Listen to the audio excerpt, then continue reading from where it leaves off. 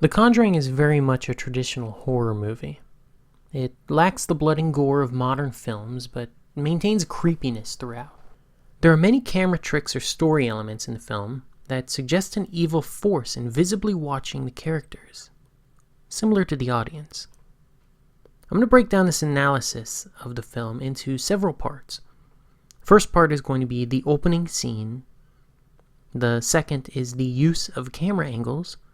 The third is the physical and non-physical. And the fourth is the ending scene. Now as I go through this, I may add more parts depending on reception and whether I've learned anything new about the movie. So don't consider these the only 4 parts I'm going to do. I may do a 5th or 6th part depending on whether you like it, whether it's been received well, or whether I learned anything new about the film.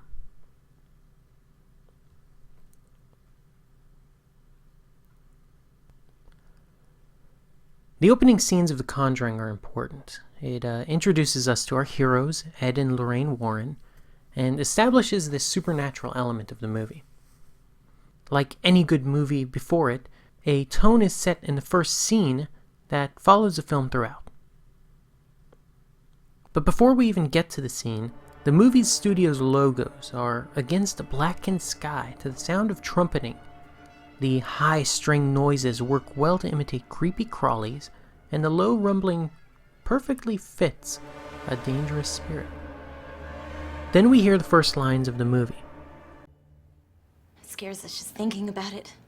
When you hear it, you're gonna think we're insane. Try us, please, from the start.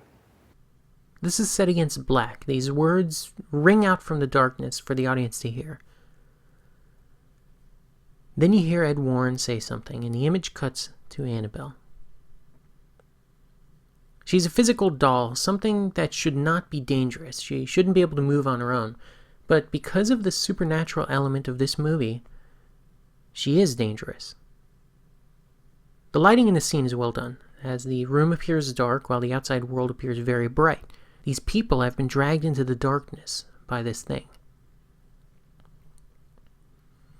Also of note is the camera angle while the girls are talking. The camera starts out on them in somewhat high angle.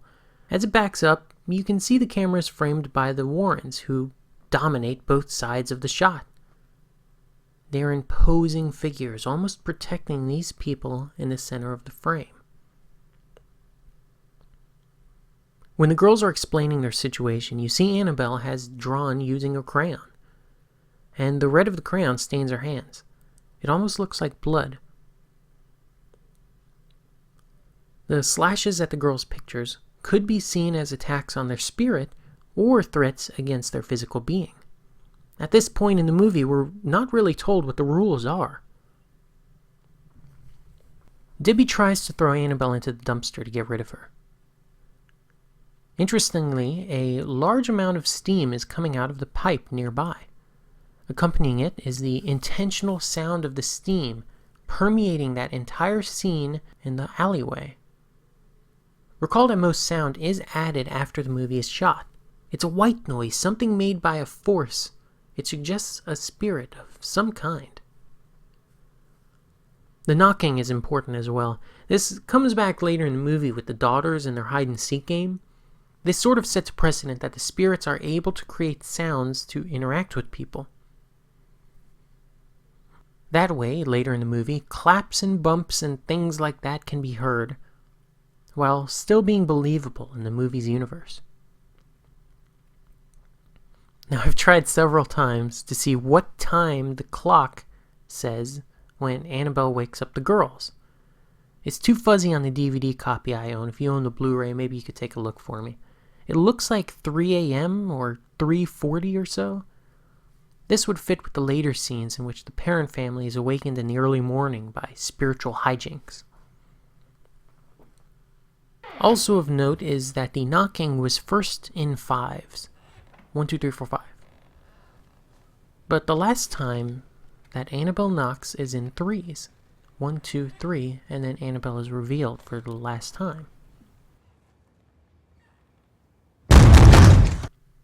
This is intentional, since the reason for it is pointed out later in the movie, sort of in passing. Another tidbit of information that's important in the movie is said in the beginning as well.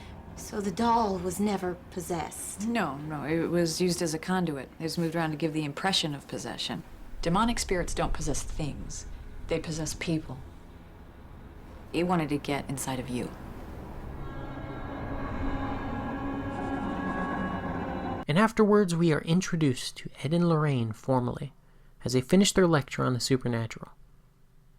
This is important to the rest of the film as well, as it establishes that they do these kind of talks, which is where the parents will find them later in the film. As the text scrolls, it bears similarity to a typewriter, which fits the setting. However, we are then introduced to the title of the movie.